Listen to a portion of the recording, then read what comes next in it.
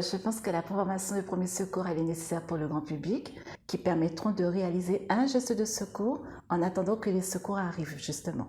Pourquoi j'encouragerais une personne à se former? Tout simplement parce que je suis formatrice, j'ai l'occasion de former du monde régulièrement, et j'ai eu l'un des stagiaires qui est venu me voir après être intervenu sur un malaise. Il craignait justement pendant la formation de ne pas être capable de faire le geste de secours.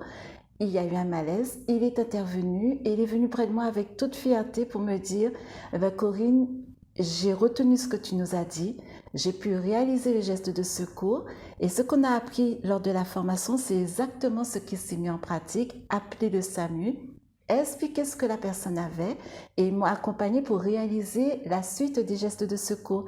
Il en est ressorti fier parce que il ne se sentait pas capable de réaliser ce geste et en fait, quand il a trouvé suffisamment de ressources, malgré le stress de la situation, il faut faire les gestes de secours puisque ça peut vous aider, vous, ou aider un membre de votre famille, ou bien même votre enfant au travail. Vous pouvez aller faire les courses, vous pouvez être à la plage, quelle que soit la situation, vous allez participer à une chaîne de secours.